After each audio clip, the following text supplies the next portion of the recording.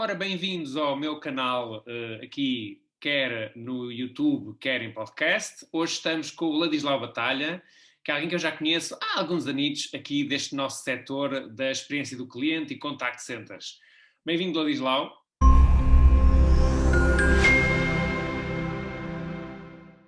Obrigado, Manel. Obrigado pelo convite. Espero que estejas bem. Obrigado pelo convite. Vou começar já aqui com um momento graxa, logo para abrir. Ou seja, Viva, claro.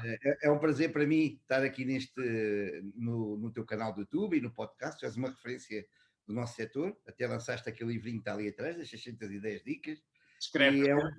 é um prazer ter-te por colega neste setor dos call centers, e é um prazer estar aqui nesta conversa contigo para o teu canal. Uma maravilha. Vamos a isso. Ok, bora lá. Então, e até para ser um bocado diferente do que é habitual, eu agora falaria do teu percurso e tal, e tu ias falar dos teus vários anos de experiência, fazer uma coisa um bocadinho diferente, que é, nós conhecemos nas associações de estudantes, não É é? verdade. Já há muito tempo, e de repente, já depois das associações de estudantes, eu tropecei em ti, e de repente era eu colaborador, o trabalhador, como se quer dizer, da TMN, e de repente digo, epá, eu conheço este moço de algum lado. Neste momento temos outra coisa em comum, Porreira, que é o nosso apelido mais invulgar, não é? O Certo. Ladislau Batalha, não há muitos, e Manuel Alçada também não. Portanto, quando me disseram, sim, o nosso responsável aqui é da Psicoforma, penso eu, na É altura, da psicoforma, sim. da Isto é em Psicoforma, é o, 98. é o Ladislau Batalha. Eu, Ladislau Batalha. Esse era o gajo da Associação de Estudantes lá da Margem Sul. Não pode ser, Certo. tem que ser a mesma FCT. pessoa. E assim foi. Então, Sim, foi. o que é que tu achas que essa parte do associativismo estudantil influenciou aquilo que és hoje? Olha, influenciou muito, para ser sincero. Não só eu sou o gajo, o meu percurso foi o percurso do voluntariado, dos grupos.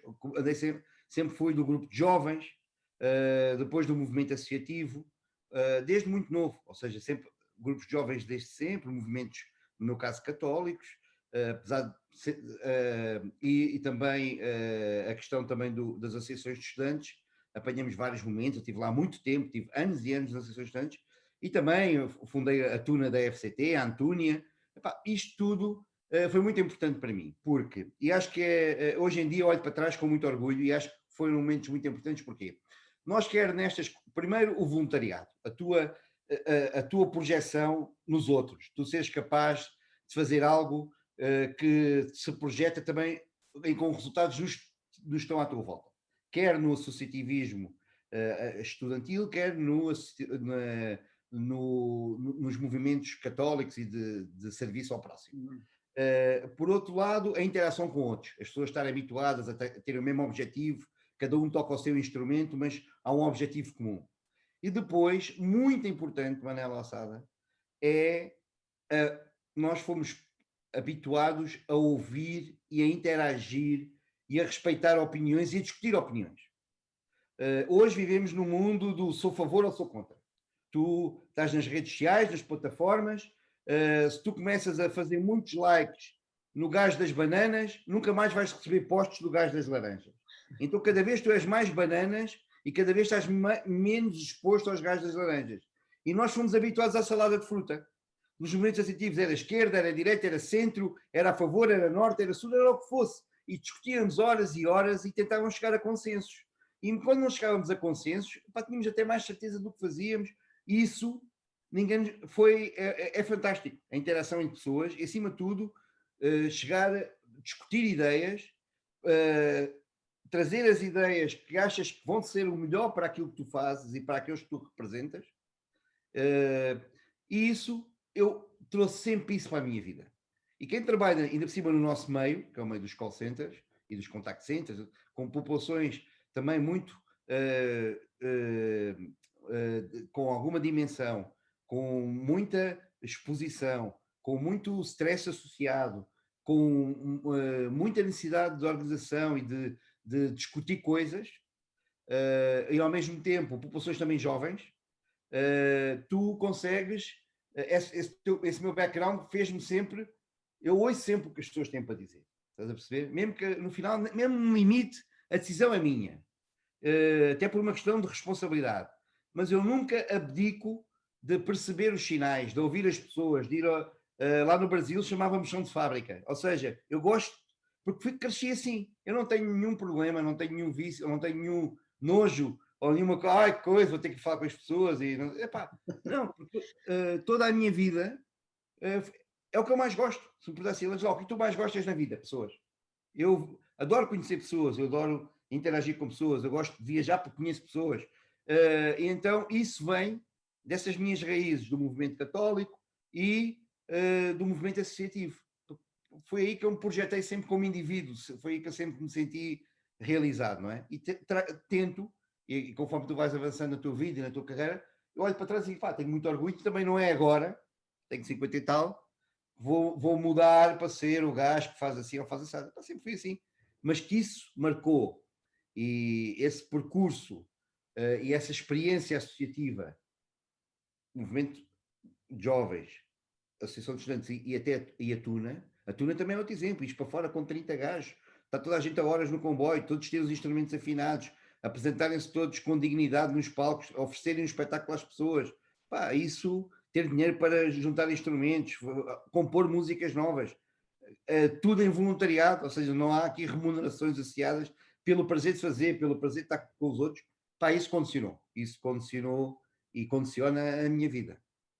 Não, e tu falas nisso, mas já na altura, tu entraste no movimento associativo um bocadinho antes de mim, portanto nós apanhámos, estavas tu a sair, estava eu a entrar, mas de qualquer maneira, aliás, enfim, houve várias pessoas que não me compreenderam a 100%.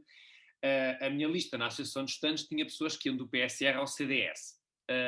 E eu tenho imenso orgulho nisso. E porque nos dávamos bem e não eram, nada era consensual, como é fácil perceber, mas eu acho que nós ganhámos imenso. E aliás, não acompanhei toda a história da minha Associação de Estudantes depois disso, mas as listas seguintes, a ideia que eu tenho é que, em boa medida, também tinha uma mistura saudável, que não era tão comum antes, entre o que era a malta da praxe e a malta anti-praxe, por exemplo, não é? Que tu já começaste a falar nisso, mas na minha faculdade isso existia muito, havia uns que estavam completamente contra a praxe e não falavam com ninguém, e depois havia a malta da praxe e das tunas e que achavam que os outros era uma coisa desprezável. E eu acho que isso mudou muito. Houve também uma presidente da associação depois de mim que fazia essa ponte também muito bem e que ainda hoje falo com ela nas redes sociais, porque acho que tem de facto aí um bom seguimento. E tu, eu lembro perfeitamente, sempre que falava contigo, tu eras a pessoa a sul que fazia a ponte que nem sempre era muito fácil. Ou seja, o associativismo ajudou-nos imenso, mas nem toda a gente aprendeu da mesma maneira. Certo? É verdade. Verdade. Há pessoas que, no fundo, aquilo continuaram nas suas caixinhas partidárias, sem conseguir ouvir o outro lado, até se fecharam. Eu apanhei uma altura em que havia, de repente, associações de estudantes eram as da JSD, porque eram dominantes, e tudo o resto era assim uma espécie de salganhada ali, tentavam falar uns com os outros, porque eram blocos um bocado fechados em si. E tu sempre, lembras-te desde sempre ter essa vontade de conhecer pessoas diferentes? Certo.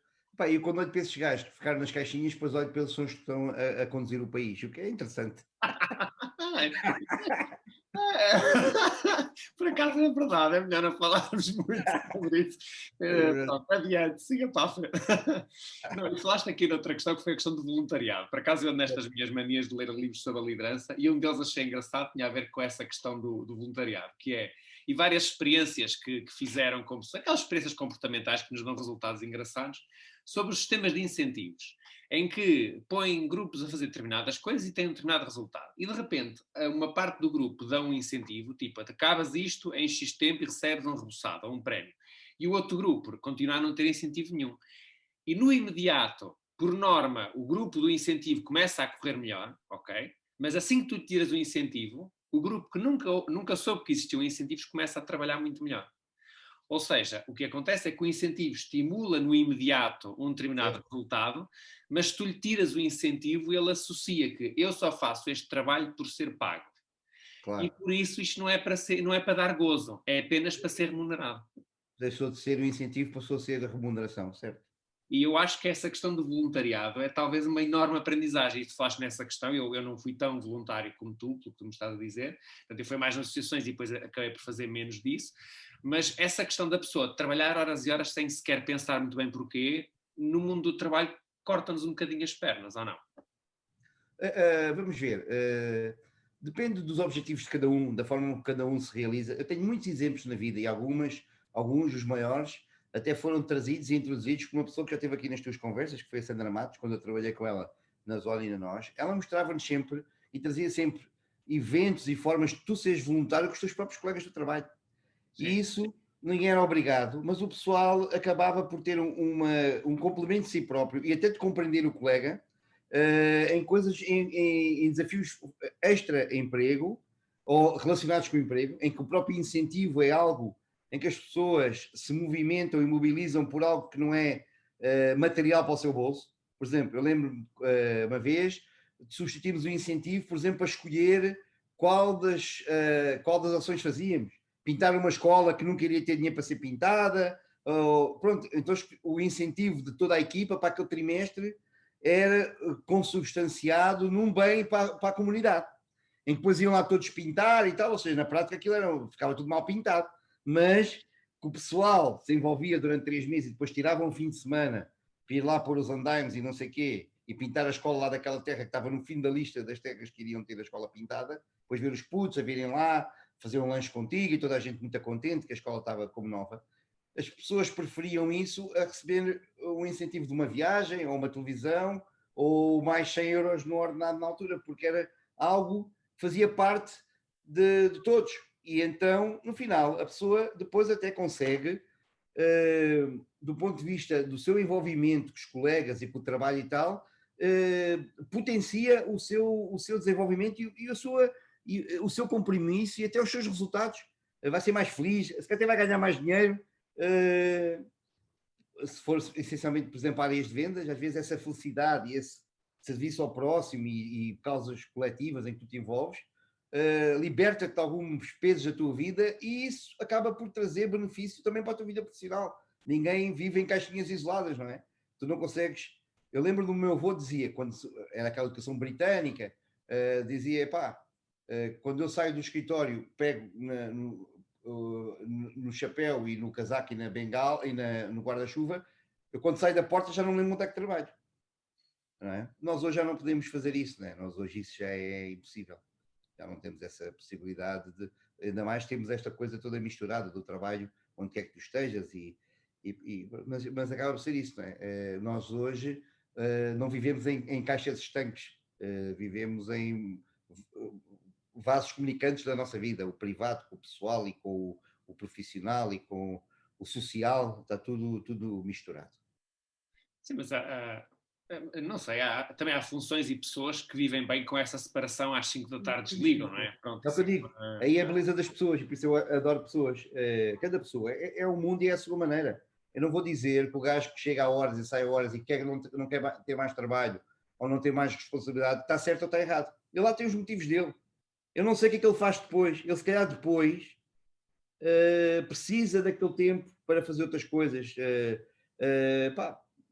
Já tive um gajo que saía do trabalho e ia fazer coisas más e hoje está preso. Mas era um bom empregado. Saía a horas e chegava a horas e entregava um trabalho acima da média, os melhores psicotécnicos que já tivemos de um funcionário, mas o gajo depois dedicava o tempo livre à desgraça da sociedade. E pronto, hoje está preso e vai estar preso toda a vida. Mas na altura eu dizia assim, olha, este gajo deve... Cada pessoa depois é o seu mundo, não é? E o nosso trabalho, o que eu adoro é tentar perceber os mundos das pessoas e fazer parte disso. Isso é o que eu gosto. Não é dizer, olha, este gajo está certo, aquele está errado, ou faz assim como eu faço. Isso não é isso que me motiva, nem me mobiliza, nem acho isso interessante, sequer. Eu até me faz confusão, porque tu tens um percurso muito internacional, não é? No fundo, por acaso ou não, mas acabaste por ter um percurso por bastante pressão. Estás a falhar um bocadinho a Austrália, não é? Isso é que está ali, uma Austrália e Nova Zelândia está ali a falhar ainda. Estão fechados agora. Vais agora para lá na próxima semana, é uma novidade aqui transmitida em direto, ok.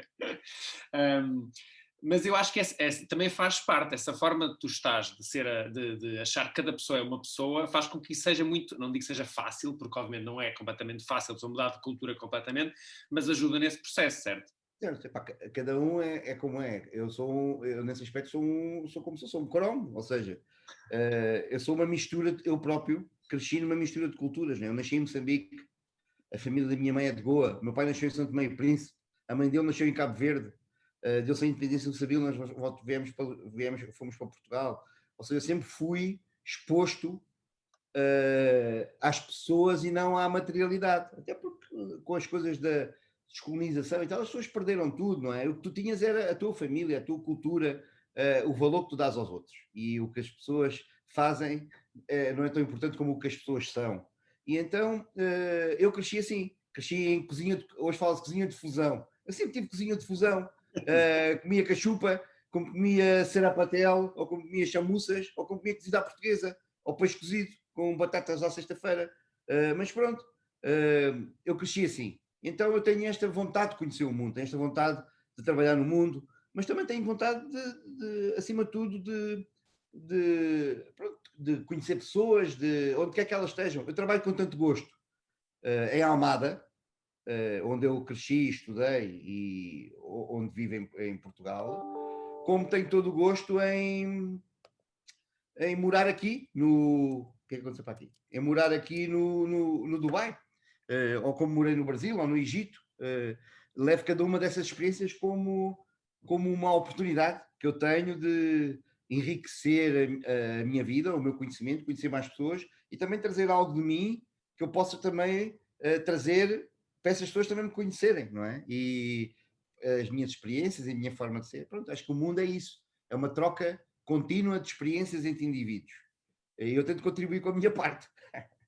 Tu tens uma coisa que não é muito habitual e que eu, por exemplo, pessoalmente não consegui ainda fazer, mas se calhar algum dia lá chegarei, que é, por exemplo, tu quando falas para o Brasil, falas com português adaptado ao Brasil. E quando falas...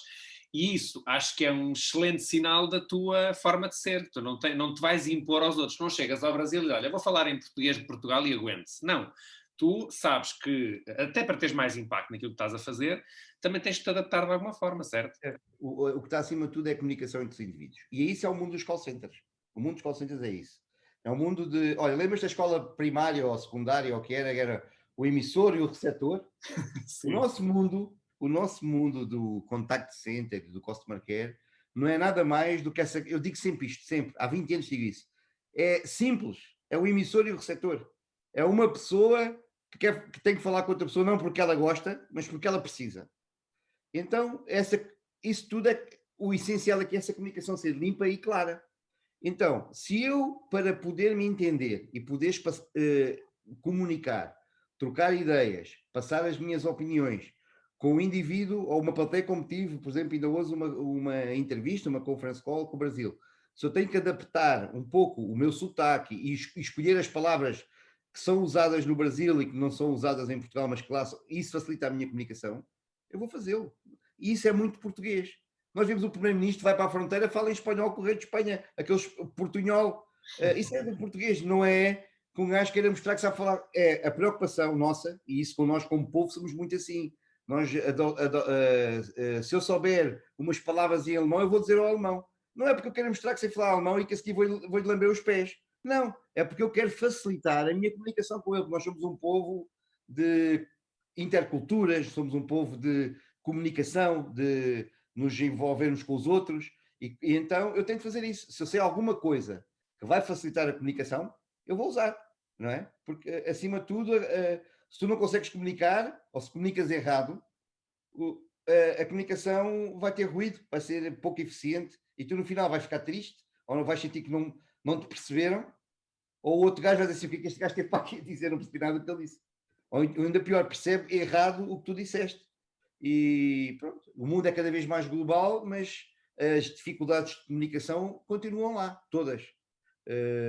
E a comunicação parte dos indivíduos, porque as máquinas, lá os nossos robôs, a inteligências artificiais e essas coisas, elas falam muito bem lá entre elas, ou entendem-se ou não. Mas quando falam, falam, não têm segundas interpretações. Nós, humanos, quando comunicamos, nem sempre comunicamos da forma correta. E nós, na nossa área, isso acontece muito. Geralmente, quando a coisa dá para o torto, é porque houve ali um erro de comunicação. O assistente entendeu mal, deu informação errada, ou o cliente ouviu mal o que o assistente lhe disse porque ele não foi bem claro, e isso depois gera o maior granel e escala e coisa, e o cliente fica insatisfeito, e pronto, e afinal vais ver a raiz, grande parte, quando vais fazer as causas e efeitos de lá, root cause analysis, há uma parte que foi comunicação. O gajo não soube explicar bem e o outro também não soube entender bem. E todos nós andamos nisto para facilitar a vida destes dois gajos. Mas apesar de tudo, e também há em Portugal muita malta um bocadinho mais fechada na sua. Eu lembro quando eu sempre que vinha de Moçambique, Angola e Cabo Verde, felizmente ainda fui algumas vezes, gostava de ir mais e lá e voltarei, mas noutra fase. E eu vinha de lá sempre excitado e a contar histórias e não sei o quê, e aprendi isto e agora nunca mais vou fazer isto desta maneira e não sei o quê. E muitas vezes a reação que eu tinha cá era pois, aquilo é muito pobre, não é? E aquilo quase que me deixava assim um bocado quase irritado por dentro. É pobre, que caramba, tem uma série de coisas que estão muito à nossa frente, outras que não, mas nós estamos ali que é para aprender, não é? E, e tem muita reação desse género, pois, mas é difícil, depois não se pode ir para qualquer lado, cuidado com a insegurança. Eu não tive insegurança nenhuma em Moçambique, lamento, mas andei por tudo quanto era lado da pena, não me aconteceu nada e fui recebido fantasticamente por toda a gente. Pronto, claro, em Angola, por exemplo, não faço fazer da mesma maneira, mas isso a pessoa adapta-se ao sítio, não é? Mas falta um bocadinho isto e o que eu acho é que às vezes nós temos também... Isso é o estilo, é a nossa identidade como povo, não é? Nós somos assim, pois, e coisa. No Dubai já está metade da população vacinada, 60%, e andamos todos com a cara, andamos com máscara, mas os restaurantes estão todos abertos e tal. Isso é porque tem petróleo, tem dinheiro e tal. Uma parte, claro, tens poder de compra, consegues comprar as vacinas e não sei o que mais, não tens que ir lá para a negociação da União Europeia. Mas, por outro lado, foram criadas regras em março de 2020, o pessoal cumpriu as regras religiosamente, não andou a desconfinar e a confinar, e ora vai, ora não vem, pode ser 20 e na rua não usas máscara, mas se quiseres usas, pronto. E o que é certo é que passado um ano, o pessoal está aqui, trabalha uns dias em casa, outros dias no escritório, vai a um restaurante, vai a um cinema, vai a um parque aquático e não tem nenhum problema, e morrem menos pessoas do que outro lado qualquer e 60% da população está vacinada. Mas tu vais, qualquer comentário que eu faça numa rede social ou que falo com alguém, com os meus amigos portugueses, mas isso é coisa, tem falta disto, mas por outro lado, e fazem isto às pessoas, e fazem aquilo, e não têm isto, e não têm aquilo, e têm muito dinheiro, com petroleiras também eu. Pronto, é sempre o nosso espírito, né? Vens do brasileiro para os brasileiros, estão muito à frente na inteligência artificial, são referência mundial. Ainda hoje, passado 4 anos ou 3, ter sido do Brasil, não encontro na Europa casos de inteligência artificial e de automatização como há no Brasil. Mas os brasileiros só querem futebol e samba e só querem a festa e não trabalham nada. Pronto. Eu não sei, já uma vez eu fui a Fortaleza e andava sempre tudo bêbado. Pronto, o pessoal tem tendência de desvalorizar e generalizar. Mas é o que é, não é? Mas por outro lado, não é com uma má intenção, é sempre, nós somos um povo e um pessoal por natureza, que é o que eu acredito, sempre, a nossa natureza, o homem por natureza é bondoso, tem sempre um objetivo do bem comum e do bem do próximo. Pronto, e são essas coisas que nos fazem depois rir, não é? Mas não mais do que isso, às vezes são fé de veres. Então, e em relação à liderança, tu, no teu percurso, já acabaste por formar direto ou indiretamente muitos líderes, mundo fora, não é? E achas que essa tua visão do outro e de achar que aprendes com as outras pessoas, também tem que se passar para os líderes e para os futuros líderes? Sim, vamos ver. A liderança não é uma coisa... às vezes, eu, durante muitos anos, fui aprendendo muitas coisas na vida, Alçado. Uma delas era, como eu sempre andei neste meio da comunicação, de falar com pessoas, nunca tive medo de falar com o Primeiro-Ministro ou com o Presidente da República, lá dizer que as propinas isto, ou dizer que não sei o que é aquilo, ou chegar a uma assembleia ou a um grupo, falar para 1000 pessoas, ou cantar para 2000 pessoas no Coliseu ou em 20 países, nunca tive esse problema. Ou seja, nunca tive problema de comunicação e sempre tive uma capacidade de juntar 2 ou 3 ideias e conseguir comunicar com as pessoas. O tempo veio-me mostrar, e eu hoje faço isso mais do que nunca, que mesmo a liderança, a comunicação, o improviso é trabalhado.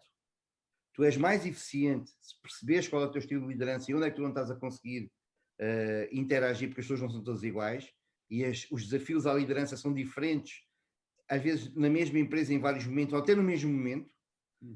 Se tu não és aberto a entender, a aprender e a estudar e a sistematizar, tu vais ser menos eficiente. E eu fui aprendendo isso com o tempo. Ou seja, eu hoje acho que sou mais... tenho vícios e hábitos que ganho com a vida, mas, por outro lado, tive que adaptar coisas que há 20 anos não fazia. E eu fui aprendendo também na forma como fui sendo induzido e fui conseguindo trabalhar com os que me rodeavam, nomeadamente aqueles que eu tinha o privilégio de chefiar e de liderar. E um desses coisas é, por exemplo, ir para as reuniões sem ter a reunião preparada. Fazer uma comunicação sem teres tomado 3 ou 4 notas, juntar as ideias, preparar o que é que te podem perguntar, levar as coisas preparadas. Pá, um gajo tem sempre resposta para tudo, mas isso não funciona, não é? Ir para uma reunião sem a reunião estar preparada é uma falta de respeito pelo teu trabalho e pelos outros. E no início da minha vida eu lembro eu tinha sempre resposta para tudo, conseguíamos com 2 ou 3 números fazer um caso, e isso não é assim, porque às vezes podes estar a fazer o caso errado, ou às vezes podes não estar a ter as conclusões certas, e se tu fores preparado, vais melhor do que se não fores preparado. E isso é uma coisa que eu me habituei na minha vida, aos que trabalham comigo, epá, não venham para as reuniões, agora pronto, é diferente, por causa de todo este ambiente virtual, pá, mas eu quando via pessoas virem para as reuniões sem um caderno e uma caneta, já tinha a certeza que metade das coisas não iam ficar consolidadas. Ou ficavam à espera de um mail que depois fizesse um resumo do que tu concluíste, não é? As pessoas muitas vezes vêm para, ainda hoje, eu digo isso, as pessoas às vezes vão para as reuniões preocupados o que é que lhes vão perguntar e o que é que vão responder, não é em o que é que estão ali a fazer, ou o que é que vão absorver daquela reunião, ou qual é o seu contributo. Epá, se o gajo me perguntar, o que é que eu vou dizer? Ou tu sabes o que é que ele pode perguntar, estás à espera que ele não pergunte. Ou seja, vais para a reunião num espírito de sacrifício de 1 hora, em vez de ser num espírito de cooperação de 1 hora. Pronto, e isso que eu tenho tentado ao longo da vida trazer às pessoas que trabalham comigo sermos rigorosos no que fazemos, mas não temos vergonha do que fazemos. Epá, eu prefiro encarar um erro e a seguir irmos corrigi-lo do que andar a sentir que a pessoa não escondeu o erro, porque nas organizações não há erros que não sejam descobertos. É impossível. Tu não consegues fazer uma situação qualquer que traz um prejuízo a um cliente ou a um teu colega ou à empresa sem que se saiba. Ou seja, a mentira tem a perna curta, mas nas empresas ainda tem mais curta, porque alguém vai saber. A própria organização do trabalho, a própria natureza da empresa vai sempre descobrir as suas ineficiências. Pode levar 1 ano, pode levar 6 meses, pode não ser de forma direta. Pá, mas vai-se descobrir. Então mais vale encararmos as nossas ineficiências e os nossos erros, toda a gente erra. E então, isso eu tenho tentado sempre passar às pessoas que trabalham comigo pá, vamos ser sempre honestos e pôr em cima da mesa o que temos para tratar e o que temos para fazer fruto da nossa função. E não há nada que nós não possamos resolver. O que não conseguimos resolver, pá, vamos ter que arranjar uma forma, vamos ter que escalar, vamos ter que arranjar um processo qualquer de o poder encarar. Mas a pessoa guardar para si, ou tentar esconder, isso não está a ser honesto sequer para a equipa com que trabalha, não é? E depois, outra coisa é a equipa ou a interação entre indivíduos é essencial para qualquer organização. É isso. Se me perguntas o que é a liderança, como é que eu tento exercer a minha liderança é essa, é colaborativa, é de entender que não há pessoa, eu parto do princípio que ninguém é mau, parto do princípio que não há pessoas más, parto do princípio que ninguém acorda de manhã a pensar que vai estragar a vida à empresa. Eu não acredito que um operador de call center acorde de manhã, ou um manager, diga assim, como é que eu vou lixar aqueles gajos hoje, vou arrebentar destruído. Não, pá, as coisas geralmente acontecem porque a pessoa teve um erro humano, ou o processo está mal feito, ou a empresa não foi clara, ou alguma coisa não está bem esclarecida. Ou seja, não é ninguém que acorda a dizer, olha, eu vou estragar a vida ao gajo que me paga o salário. Pá, isso não é o gajo que vai lá com uma, não é o gajo que trabalha na garagem e que o chefe tratou mal, ele vai lá com uma chave e ainda arriscar o carro do chefe. Nós não fazemos isso, não é? Não temos pessoas que acordam com ir chegar ao trabalho e arriscar o carro do chefe. Porque, então, há uma parte que pode ser as coisas que acontecem no nosso dia a dia, uma parte pode ser do indivíduo, e os indivíduos têm dias bons e maus, mas eu não acho que as pessoas sejam más ou desejem mal à empresa onde trabalham. Porque até para estar trabalhando naquela empresa, devem passar por um processo de enamoramento, de recrutamento, de envolvimento, ou seja, ninguém entra para uma empresa e diz, "Olha, vou trabalhar nesta empresa, mas é para desfazer a vida negra." Pá, isso, pronto. Há sempre, quase tudo tem distribuições normais, não é? Há de haver gajos que são extremamente apaixonados demais e ficam loucos da paixão que têm pela empresa, e há outros gajos que detestam a empresa. Mas estamos a falar de lá das pontinhas da distribuição normal, não é? Esse não é o nosso dia a dia. Eu acho piada porque eu trabalho com muitas empresas diferentes e essa é uma parte muito, muito gira do que eu estou a fazer agora, enquanto consultor. São setores diferentes, empresas diferentes, públicas, privadas, de outros países, multinacionais, empresas familiares, não podia ser mais variado. E isso, ainda há pouco tempo, até numa entrevista falei exatamente nisso. Não, é que eu ainda estou à espera da primeira empresa em que exista um movimento organizado, que a pessoa vai pelas redes sociais e as pessoas dizem, esta empresa ou estas pessoas estão aqui para nos tramar. Não, eu não conheço nenhuma, mesmo aquelas com pior imagem pública, nenhuma delas tem as pessoas organizadas para tratar mal o cliente. Não, acontece, tem menos gente, tem processos arcaicos, tudo bem, tem outras coisas que não estão a funcionar, mas propositadamente uma empresa tratar mal, até podia ter um monopólio do Estado e não ter nenhum problema em tratar mal as pessoas. Não tratam porque lhe apeteça, é porque acontece, porque não têm condições, porque as pessoas realmente não deram o salto, mas de sua iniciativa, não, eu nunca vi, e já conheço muitas empresas diferentes. E pronto, e estás a falar sobre as pessoas, é a mesma coisa no fundo, não é? Certo. Diz-me outra coisa, eu estava a falar aqui na questão da liderança, também na questão das pessoas que tu lideras e que entretanto foram evoluindo. Uma pergunta assim um bocadinho, talvez, não sei se será muito convencional, mas vai na mesma. Tu tens tendência para puxar pessoas para líderes que sejam mais parecidas contigo ou mais diferentes de ti, se é que há um padrão? Olha, tudo é o momento e tudo é a situação em que tu estás. Okay. Porque às vezes aquela pessoa tem o perfil, ou é a pessoa com quem tu te reconheces mais, é a pessoa que tu achas que tem todo o perfil, mas naquele momento da empresa não há possibilidade para aquela pessoa, até para a proteger. Às vezes tu dizes assim, olha, este gajo era o gajo certo para ser chefe, não sei o quê, mas a empresa neste momento, o lugar onde ele estaria, onde ele teria o máximo potencial, não vou encaixá-lo aqui à pressão, o gajo que é excelente na dinamização de incentivos, não vou meter lá a força da gestão de chefe da gestão de reclamações. Pronto, porque o gajo vai ser promovido porque é o muito bom, e quem é bom em tudo, não é o caso. Ou seja, eu tento sempre que o indivíduo faça match com o que a empresa lhe pode trazer também no seu percurso. Há indivíduos que pensam que têm essas características e qualidades, mas que ainda não estão lá. Então eu também tento perceber se aquele indivíduo tem esse potencial, mas que ainda não está lá, e ajudá-lo a dizer, olha, estás aqui todo raivoso, mas ainda não está a tua hora, vamos preparar, ainda tens estes momentos que tens que passar antes de estás pronto para uma posição de desvia. Outra coisa, eu também tento é ter a visão da empresa. Ou seja, eu nunca segurei ninguém na minha equipa, nunca. Aquela coisa do gás faz-me falta. É horrível.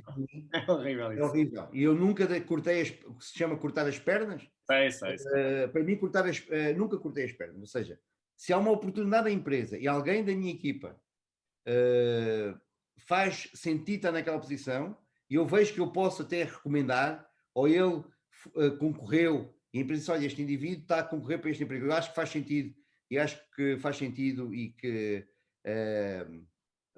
faz um match com ele, eu sou o primeiro a aceitar, porque vai abrir a oportunidade para outro, ele vai ser até vai ser o embaixador de onde ele veio, vai dizer, olha, lá no serviço a cliente, nós não somos lá uns palermas quaisquer, nós também temos ideias, também preocupamos com o cliente, e vai, pronto, e isso eu vejo isso sempre como positivo, poder criar oportunidades para outros e para os próprios indivíduos. Mas às vezes também, às vezes tu tens informação que as pessoas não têm, isso também é a parte do líder, às vezes dói. Tive uma empresa de telecomunicações onde trabalhava, em que as minhas pessoas, o que elas, no serviço a cliente, o que mais queriam era ser accounts comerciais, queriam ser gestores de contas. E era um dos caminhos era tu evoluís do call center empresarial para gestor de conta, e essas vagas eram muito limitadas. Então, até houve uma altura em que algumas pessoas concorreram para uma outra empresa. E tu sabias que aquela empresa até ia fechar, por intelligence do mercado. Exatamente. Então tu tentaste até à última que as pessoas não fossem. Mas também não lhes podias dizer, percebes? Não podias dizer assim, olha, não vais para lá que aquilo vai ser fechado, eu estou a vender as bases de dados dos colaboradores. também não, isso é pouco ético. Mas tu sabes que a pessoa vai se meter num rolo, não é? Então estás ali naquela angústia, sabes que não podes dizer, mas não queres que ela vá. E ela está a dizer, porque é que este gajo está a me impedir de ser account comercial? Está com inveja ou pensa que eu não consigo.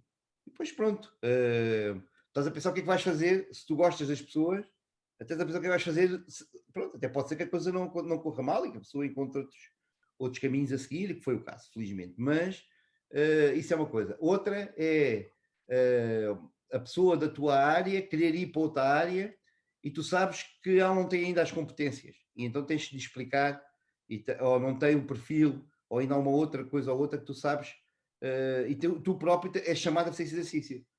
Pá, devo ajudá-lo nisto ou devo ajudá-lo a ir e depois ajudá-lo lá? Mas como é que tu vais ajudar ou como é que tu vais contribuir para alguém que depois já não está sob a tua alçada, já está noutro mundo e tu estás no teu mundo, não é? Essas coisas são todas, é caso a caso, é muito dos indivíduos, das situações, mas eu nunca olho para o gajo assim, este gajo é a minha cara, é como eu, vai ser o meu sucessor.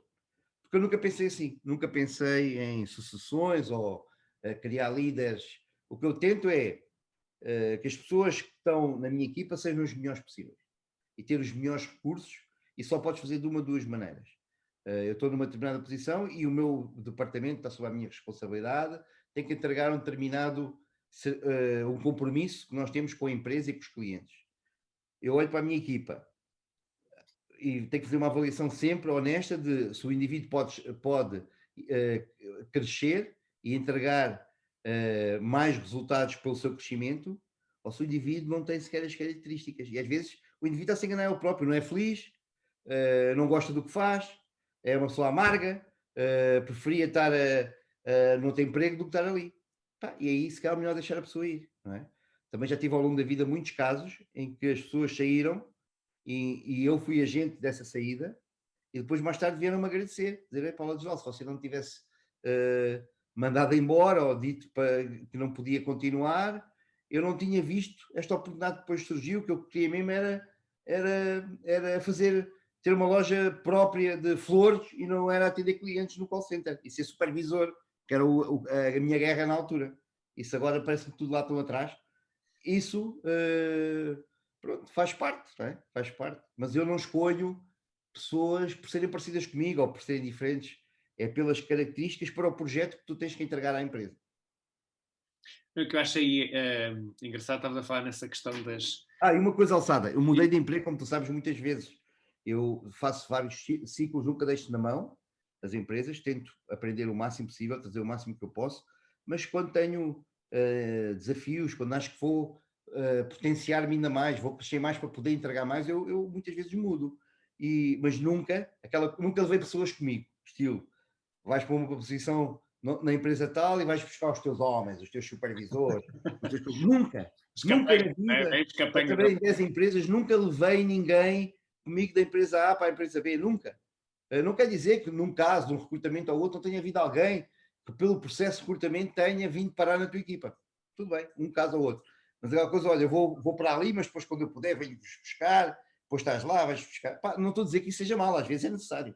Às vezes o tipo de liderança, o tipo de pessoas, o tipo de situação obriga que tu te faças rodeado de algumas pessoas que já conheces. Mas eu, pessoalmente, pelas minhas características, eu gosto de chegar e ver quem é que está lá, o que é que as pessoas estão a fazer e o que é que eu posso trazer para elas evoluírem, porque elas estão lá por algum motivo.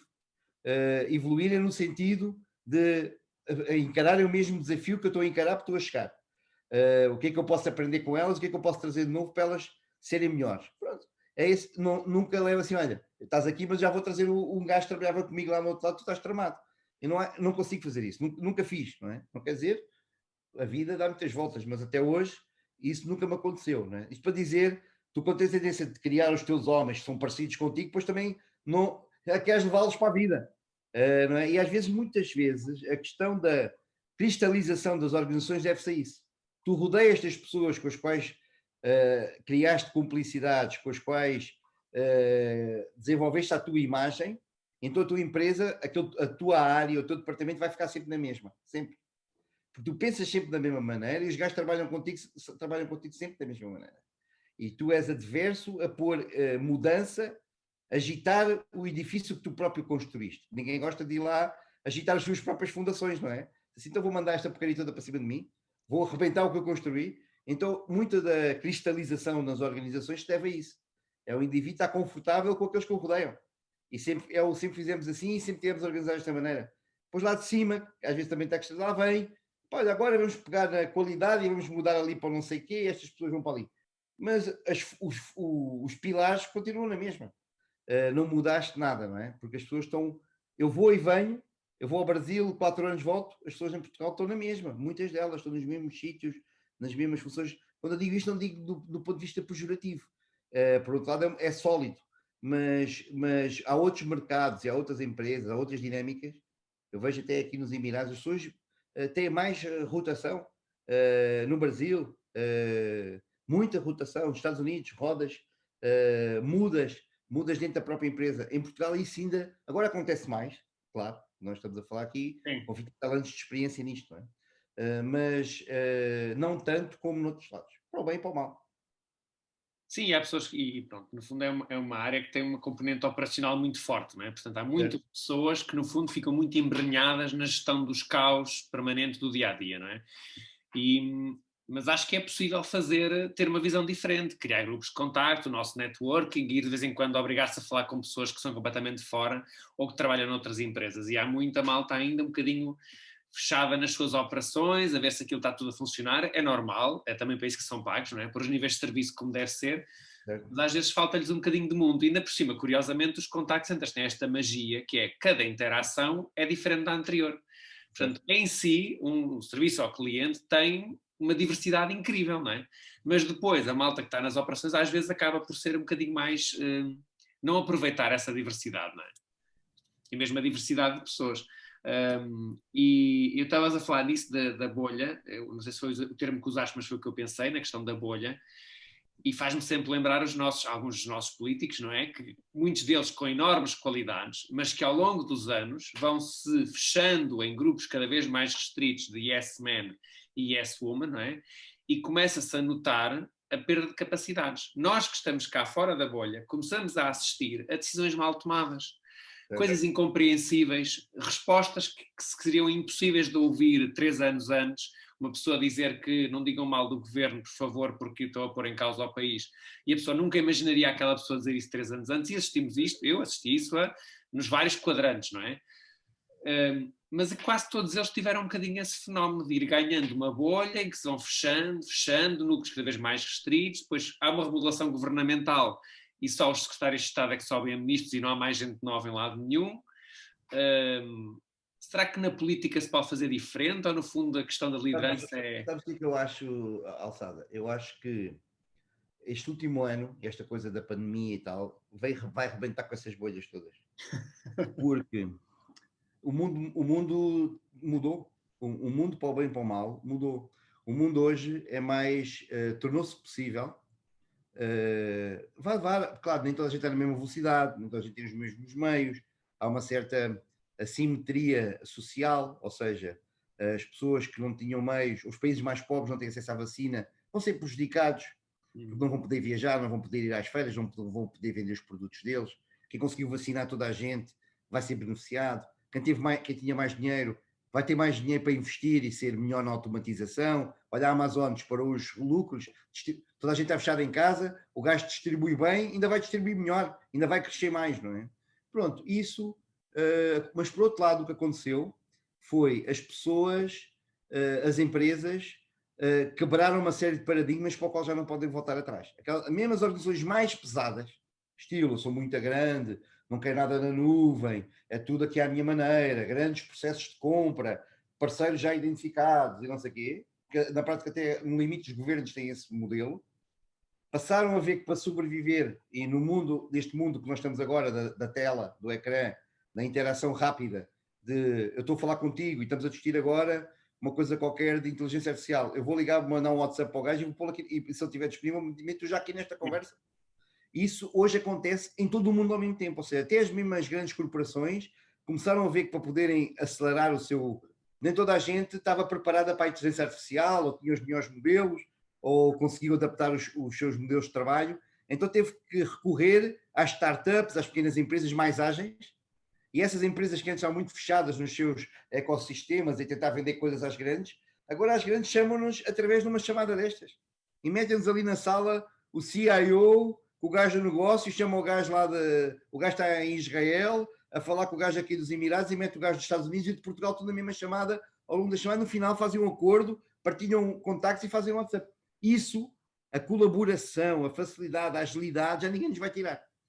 E então, o senhor ministro, ou o senhor secretário de Estado, ou o gajo da Câmara pode ter um WhatsApp, mas se ele não sabe operar nesta forma ágil, as pessoas, epá, no limite, nem sequer querem saber, não vão deixar de fazer a sua vida, de evoluir, porque aquela estrutura é pesada. Então, eu acho que isso vai acabar por mudar, pois às tantas tu não consegues ter repercussão nas pessoas, não é? Ou seja, eu acho que essas torres de marfim irão aparecer outras. É próprio da natureza humana. Vai haver sempre uma torre de marfim, vai ser sempre o gajo que é mais esperto que os outros, mas essa desconstrução está em curso, não é? Ou seja, hoje as coisas são diferentes do que era há um ano atrás. E isso vai tocar também aos governos e à forma como trabalham, não é? As prioridades são diferentes, não é? Tu podes esconder, mas pá, vais ser escrutinada mesmo, sei lá. E tem a vantagem das eleições, onde resolver esse tema de alguma forma, não é? Também. Diz-me outra coisa, como é que o que é que tu tens sentido no teu percurso em vários continentes, não é? Na relação com o cliente, ou seja, é tudo igual. Diferente, é tudo igual? É tudo igual. No fim, isto é tudo a mesma coisa. É, como eu dizia, é um gajo, por algum motivo, que é o emissor, é um gajo, por algum motivo, tem alguma coisa que tem que tratar com a entidade A, B ou C. Porque ele, por ele, preferia nem sequer ter nada para tratar. Ou seja, é este indivíduo que tem uma expectativa, teve defraudado ou não, ou quer saber mais, ou quer comprar uma coisa nova, e vai ter que entrar em comunicação com este indivíduo aqui. Isto é igual no mundo inteiro. É este gajo a querer falar com este. E este tem que ser suportado por toda a organização que está com ele para dar a resposta mais eficiente e eficaz e que responda às aspirações deste que ligou. Isto é assim no mundo inteiro. O que muda tens questões culturais, podem mudar, tens questões tecnológicas, até a própria língua. Tu falas em inteligência artificial, em assistentes virtuais e tal. Se for em inglês é muito mais fácil. Porque ainda antes da pandemia, agora temos este boost da inteligência artificial e tal, antes da pandemia nós já sabíamos que o grau de reconhecimento das interações pelos assistentes virtuais em inglês é maior do que em polaco ou em português. Claro. Em português não é o caso pior por causa dos brasileiros. Tu se falares lá com o sotaque ainda consegues lá que as Alexas te reconheçam. Há alturas em que até tens português do Brasil e não tens português de Portugal. Ou seja, tens que falar lá com o sotaquezinho para a máquina te entender. E então, isso faz as coisas. E depois tem outra coisa que tu podes ter as mesmas aspirações, o cliente com a mesma aspiração, o gajo do call center a querer suportá-lo. Mas, se os teus processos são uma porcaria, tens ineficiências e buracos em todo o processo, a tua organização está toda desestruturada, não há milagres que a tecnologia vai fazer, ou que vai facilitar esta comunicação. É isso que depois torna as empresas, os países, as organizações diferentes. Mas no final, o âmago da questão é este indivíduo a falar com este. E agora estamos a assistir a uma coisa que vai acontecer muito rápido, que é o assistente virtual deste indivíduo vai falar com o assistente virtual deste indivíduo. Isto vai ser mais fácil. Eu vou dizer aqui para a minha Alexa, Alexa, porquê que a minha fatura da luz este mês baixou 10 euros? E a Alexa vai ligar lá para o assistente virtual. Falar com a Safira, ou como é que ela se chama? Da empresa de eletricidade, e vai dizer, olha, porquê que a minha eletricidade este mês subiu 10 euros? E o gajo vai tentar responder, e vai-me resolver. E se ele diz, não, subiu mesmo 10 euros, você tem que pagar. E a Alexa vai-me dizer, ela diz lá, você tem mesmo que pagar 10 euros. Eu digo, então paga, Alexa. E ela paga. Está pronto. Este é o mundo em que nós estamos agora a evoluir, não é? Os próprios assistentes virtuais vão falar com assistentes virtuais. Isso vai-me libertar de ter que fazer esse papel. Mas no fim, alçada, no mundo inteiro, qualquer que seja o continente, é um indivíduo a falar com outro indivíduo. E isso não tem diferença em lado nenhum.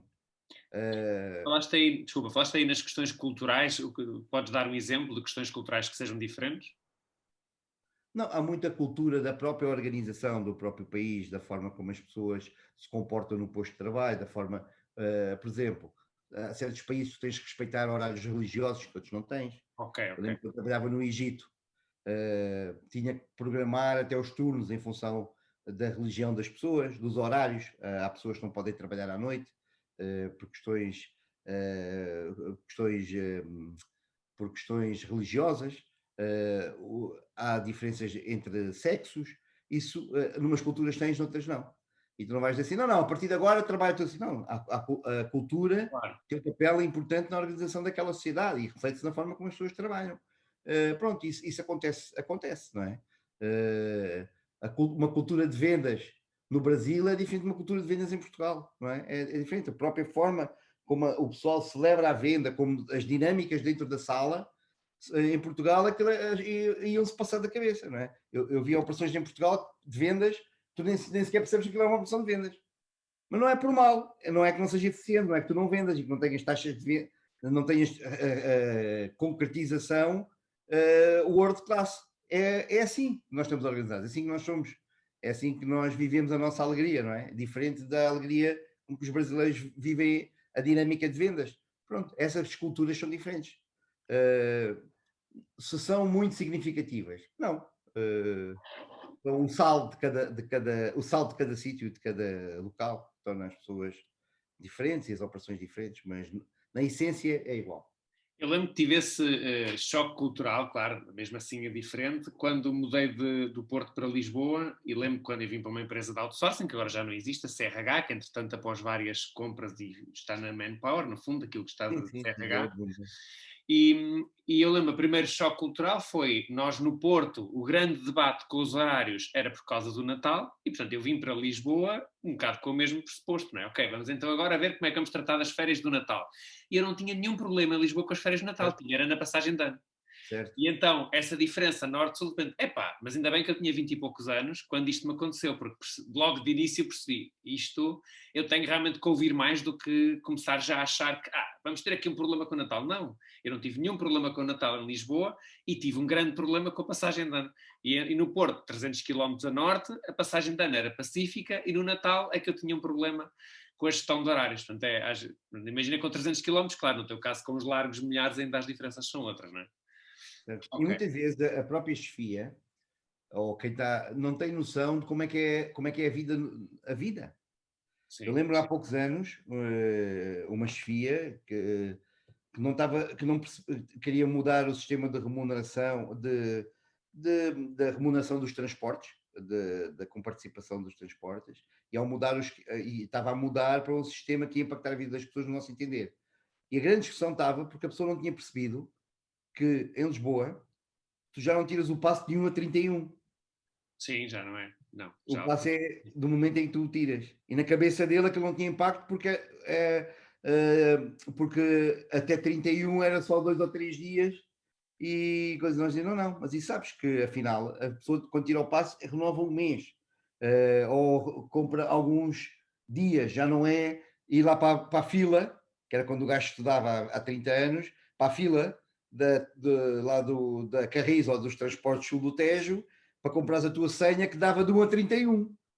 Isso já não é assim. Então tu estás a tomar decisões que vão impactar a vida de 2.000 gajos que têm que se deslocar para o trabalho de transportes públicos. Tu pensas que o transporte público ainda é como era há 20 anos. Estás a ver? Às vezes, com uma porcaria dessas, uma coisa tão simples, tu não tens a noção e nem sequer queres saber. O gajo devia ter perguntado primeiro: olha, se eu mexer isto, o que é que pode acontecer à vida das pessoas? Não é? Não é? Olha, vamos mudar. Então, mas isso não faz. Mas vamos mudar. Mas olha que afinal. Não sabia. Mas já foi um granel durante semanas. Não é? Porque a pessoa sentiu-se prejudicada. Não, e Para às dar vezes, exemplo. Não é? sim, eu às vezes aí, mas ainda hoje, por exemplo, quando às vezes até conversas mais informais que tenho com pessoas que me perguntam, então, mas e neste caso o que é que farias, etc. Eu muitas vezes respondo, pergunta às pessoas. Eu tenho que montar um sistema de incentivos. Pergunta às pessoas. No sistema de incentivos eu não posso perguntar. Porquê? Se funcionar, nada como perguntar às pessoas que estão a falar connosco e que vão lidar com esse sistema de incentivos, que deem a sua opinião, pois não quer dizer que nós tenhamos que ouvir tudo aquilo que nos dizem, não é? Mas nada como começar por esse processo, não é? Tu na prática, como é que aquilo que estás a fazer agora, em boa medida, tem a ver, entre outros aspectos, mas também estás a trabalhar muito na questão da automatização, certo? certo? Isso toda a gente está nesta altura do mundo, não é? Sim.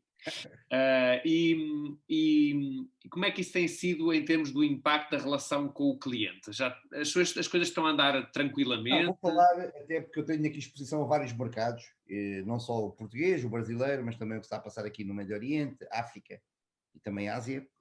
Vou dizer o que é que se passou e onde é que está o drama agora, ou qual é o desafio agora. Foi toda a gente a correr para casa.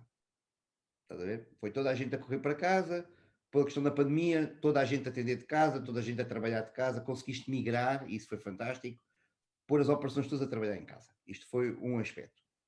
E depois, junto a este aspecto, ter o work from home, ou home office, as empresas aceleraram os processos de digitalização.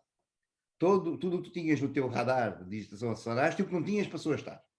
Eu quero é assistentes virtuais e quero é máquinas que reconheçam e que façam para tirar a pressão de mais gente a ligar e a tua própria gente não estar no mesmo grau de produtividade e com as mesmas capacidades tecnológicas de atendimento que estava no escritório, até tu te conseguires adaptar. Então o que é que isto trouxe? Isto trouxe ineficiências e novos buracos na tua jornada de cliente que tu não tinhas antes. Posso explicar? Tu meteste uma série de automatização, mas a automatização, pronto, há casos extremos, há empresas que nasceram nativamente digital, foi só aumentar um pouco, a Amazon se calhar não teve esse problema, mas Sim. a generalidade das empresas meteu lá um assistente virtual, automatizou a primeira interação com o cliente. Só que a máquina geralmente identifica 20 ou 30% dos casos. Não vai conseguir interagir e resolver, a não ser que seja uma linha de cartão de crédito ou de roubo de cartão de crédito, em que tu ligas só por um motivo e dizes sempre a mesma coisa. Ou seja, mas isso já fazias antes da pandemia. O que acontece é que aqueles casos que eram normais nas empresas, bancos, seguros, serviços, telecoms e tal, esses casos tu automatizaste a primeira parte, mas o grau de reconhecimento e de resolução do teu primeiro layer automático não é 100%. Longe disso. Então, muitos casos, as empresas tiveram que manter o IVR, porque o IVR é uma ferramenta altamente robusta e também com alta resolução. Então, o gajo passa pelo assistente virtual e muitas vezes vai para o IVR. Pois o IVR em si, por regras de negócio, muitas vezes ou resolve ou vai parar no assistente. Até porque em algumas legislações tu obrigas o IVR a ter uma opção de poder falar com o assistente. E vai chegar ao assistente. O que acontece? Já nem vou falar que o gajo está em casa há um ano e não sei o que mais, mas a governança, governance e o drama todo à volta de gerir agora operações, o que é que tem acontecido no último ano? O que acontece é que aquele gajo que está ali não tem noção da jornada do cliente. O cliente que ir dali, fresquinho para ele. Só que o cliente já veio numa jornada que não era assim há um ano atrás, ou seja, já levou com a AI, com o IVR, e depois andou lá nas árvores do IVR, para trás e para a frente, e andou nas árvores do AI, e foi reconhecido, e não foi, e repete, aí você disse banana, e o gajo disse laranja, aí você disse banana, não, eu disse laranja, aí você disse banana, não disse laranja, puma, vai para o IVR. Se você disse banana, escolha não sei o quê, escolha não sei o quê, escolha não sei o quê.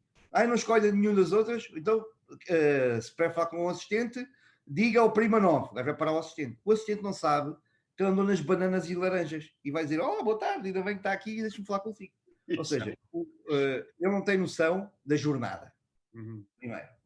E segundo, em muitos casos, o assistente, o que acontece? As empresas têm que fazer a otimização deste processo todo de forma a que o que chega ao assistente, o assistente possa mesmo resolver. Por dois motivos. Primeiro, tenha as competências, tenha as ferramentas para resolver. Não dizer assim, sabe, e se você está-me a dizer, não posso resolver. Vou pô-lo aqui na opção 4 do IVR. Ele vai ver ao processo e o processo diz, se o cliente quer laranja, faz a deflexão do cliente para a árvore 4 e aí ele carrega na opção 2. E o gajo vai parar onde já teve antes de falar com o assistente. Exatamente. E só, sabe, isto parece uma anedota, mas é o que acontece hoje mais do que nunca, porque tens este processo, foi muito esticado, e o assistente, o operador, ou não tem o processo adequado, ou ele próprio não tem ownership e empowerment. Ou seja, muitas vezes ele podia resolver, era pensar de outra maneira, mas foi... Ou seja, o grande desafio agora é o gajo, que é a última pessoa, que é a pessoa, ele tem que ter a consciência que tem que resolver. E se não consegue resolver, vai ter que escalar, nem que tenha de ligar para a casa do chefe até ele atender. Ou seja, isso não existe. O que acontece é a pessoa quando chega um caso que ele não consegue resolver, vai ver para onde é que tu consegue mandar. E isso hoje está dramático, porque tu mudaste o processo, meteste mais tecnologia, mas em muitos casos submeteste o cliente a maior esforço. Tu, se fores ver os customer efforts da grande parte das empresas, piorou. Ou seja, és mais digital, mas tens maiores competências digitais, mas o teu esforço de cliente é maior. Porquê? Porque esticaste o processo, meteste o cliente, está a sofrer mais para ver a questão resolvida.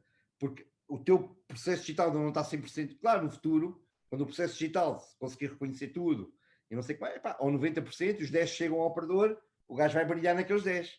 Mas hoje estamos nesta fase em que o cliente vai andando por ali, chega ao operador e muitas vezes o operador não tem empowerment para resolver. E às vezes tem empowerment e não tem ownership. Assim, não, vou levar este caso, este cliente não vai voltar a ligar, não vou pô-lo no IVE. Percebes? Isto obriga a muitas. Claro, não é o operador que vai fazer isto. Obriga a muitas mudanças na forma como todos estão a olhar o negócio. E isso é o desafio agora que eu vejo deste último ano, para além do governance de pessoas que estão a trabalhar de casa, não é? Que trouxe novas. Pronto, mas essas empresas estão a tentar resolver isso. Mas que também ainda está longe. Eu acho que principalmente aquele layer, tendo algumas honrosas exceções, as empresas já estavam preparadas para isso. Tinham bons processos de gestão no próprio ambiente de trabalho e conseguiram externalizar isso para a casa das pessoas, nesses não têm problemas. Mas a empresa que estava muito focada no supervisor e na sua equipa, a partir do momento em que desmembra uma equipa dessas, e o supervisor, ele próprio, está no drama de estar a trabalhar de casa, nem sabe como é que isso faz, nem sabe, está habituado a pegar o pessoal todo, vamos ali beber um café, e pá, e tu não faças assim e tal, agora, ele não sabe como é que vai fazer isso no Teams, nem sabe como é que vai fazer aquela interação. Ou seja, esse layer de supervisores tem sofrido muito também. Muitos não tinham esta competência de gestão de equipas remotas, não é? E agora, ao fim do ano, isso começa a trazer os seus. Esse barquinho começa a meter água e há que resolver. E é engraçado que tu pegaste no tema que eu ia pegar no fundo, que eram estes dois, e estão os dois ligados. Tem a ver com a autonomia e com o empowerment, não é? Não ter mais consultor em inglês, que acho que é realmente bom, dos assistentes, que no fundo é isso que tu me falaste, que é um problema que surgiu agora, surge porque já existia previamente, não é? Ou seja, a equipa que não tinha autonomia para fazer determinado tipo de tarefas, agora com a automatização passou a ter mais questões para resolver e continua a não ter, autonomia para fazer, certo? Certo. Ou seja, é um problema novo, mas que só é pior porque já existia previamente. Exato. E da mesma coisa, a questão da supervisão. Às vezes perguntam-me assim, aqui há tempos perguntar-me, sobre a liderança, diz-me aí o que é que tu tens visto e tal, em relação sobretudo às chefias diretas, às primeiras linhas, não é? Que são aquelas que mais estão a levar com isso. E eu disse, aquilo que eu vejo é que aquele que era muito bom antes, ele é muito bom agora porque vai descobrir uma forma de lidar com as pessoas à distância, porque ele já fazia isso antigamente, não é? No ambiente complicado, ele descobre uma nova forma. A não ser que o gajo, pela sua característica, não consiga trabalhar de casa. Ok. A próprio chefe não consegue trabalhar para de casa. O próprio chefe foi trabalhar no escritório. As suas características são adversas. Há pessoas assim, pá. E temos apoiantes. A gente quer voltar para o escritório, que não consegue trabalhar de casa. E ele está a ver a cama ali ao lado e não vai conseguir. Vai-se deitar e vai olhar para o cão, vai brincar com o gato. Não é por mal, é que ele é um indivíduo de escritório. Está a ver? Esse gajo. E não é na relação com as pessoas, mas com ele próprio, no fundo. Não é? Ele é que tem dificuldade de estar em casa. Ok.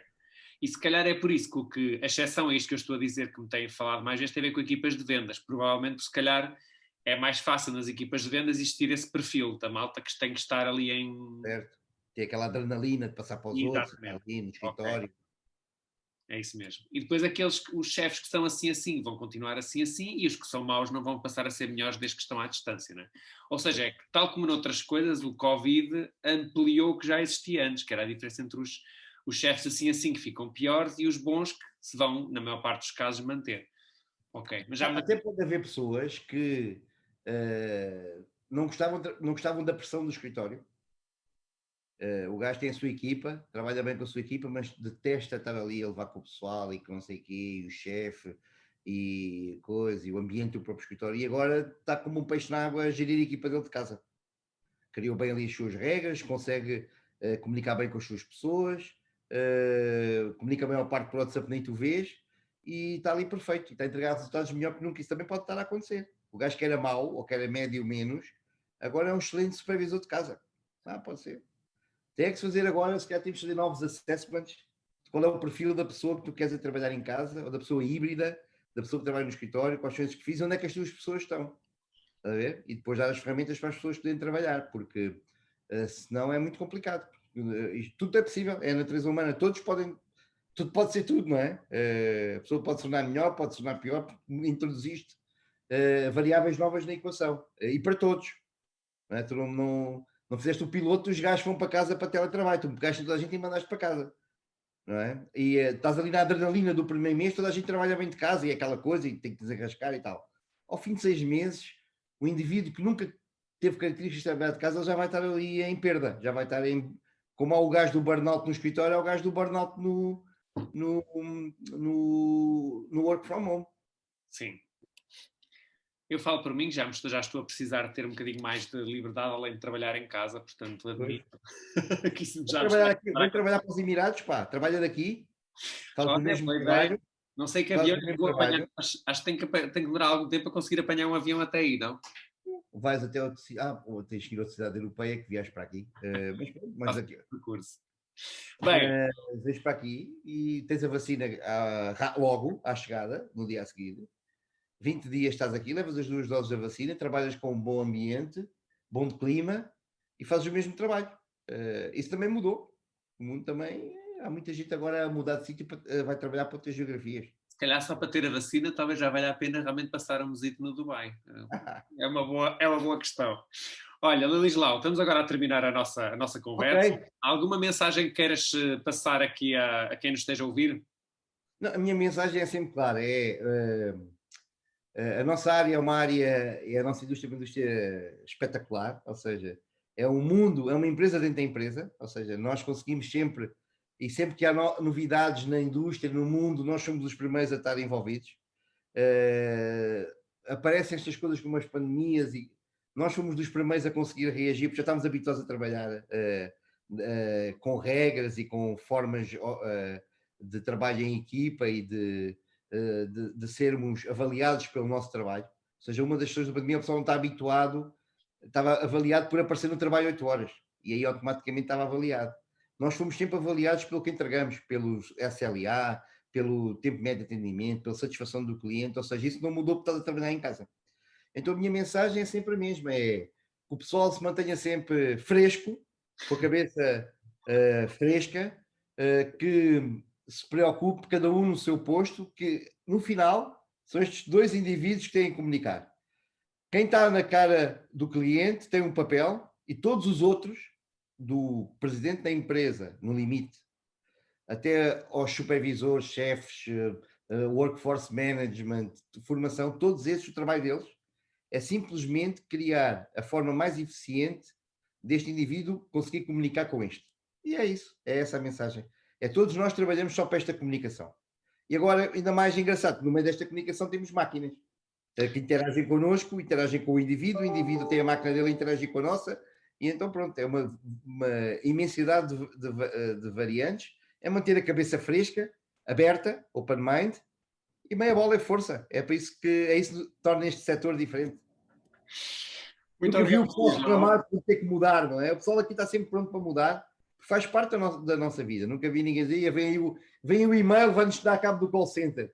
Ai, vem o IVR, vai dar cabo do e-mail. Ai, vem o robô, vai dar cabo do IVR. Ai, vem a inteligência artificial, vai dar cabo do... Não, nós mandamos vir esse pessoal todo, mandamos vir isso tudo e queremos é que no final o cliente esteja satisfeito. Estamos sempre do lado da solução e isso é muito engraçado. Obrigado, Lilislau. Obrigado, Manuel Sada. Foi um gosto, obrigado por tudo. E a quem nos esteja a ver, já sabem, subscrevam o nosso canal, podem fazer comentários, alguma sugestão, pergunta que queiram fazer ao Lilislau e depois também comunique aqui com ele para ajudar numa resposta, ok? Só para deixar aqui um disclaimer, eu sou muito livre na linguagem, digo muito estes gajos e não sei o quê, mas não é com maldade, né? Nem é com intenções maliciosas, é porque os americanos dizem guys, that guy, eu digo aquele gajo. É o equivalente. É equivalente. Então vá. Um abraço então. Obrigado. E a quem nos está a ver, já sabem, subscrevam o canal. Obrigado. Obrigado.